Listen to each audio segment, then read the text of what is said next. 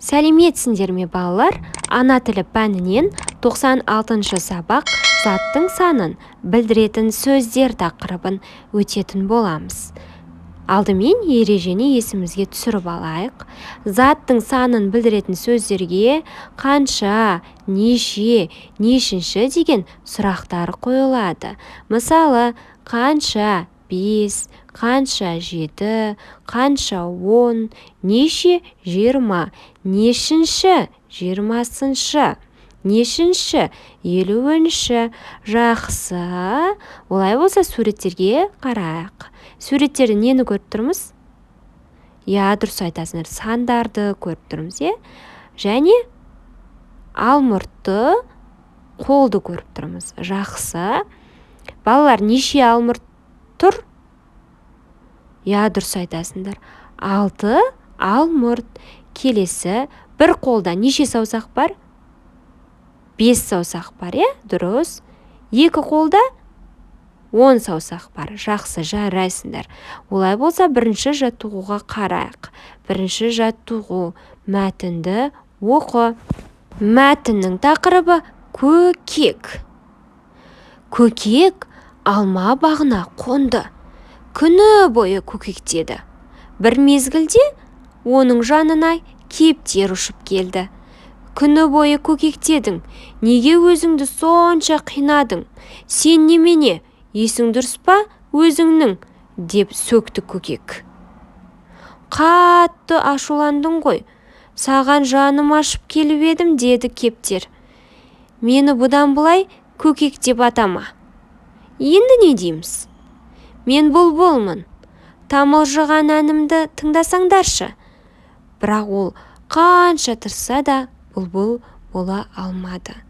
Авторы Мұхамеджан Етекбаев. Балалар, көкек не істеді? Дұрыс айтасыңдар. Жақсы, алма бағына барып, күні бойы ол көкектеді.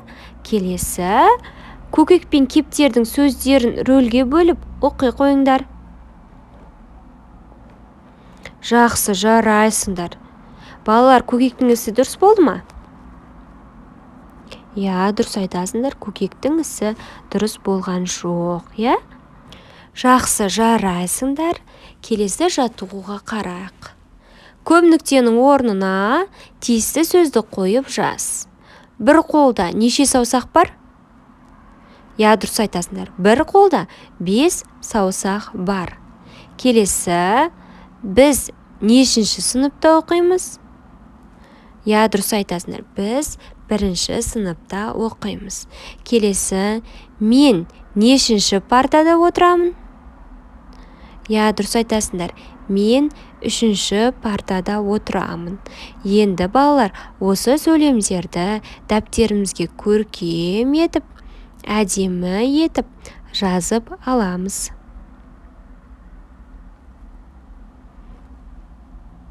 Жақсы, жарайсыңдар. Келесі, 3-ші жаттығуға қарайық. 3-ші жаттығу. Ойлан тап. Аулада 5 үйрек, қорада 3 үйрек. Бір үйрек тығылды, бір үйрек жығылды. Қалғаны неше үйрек?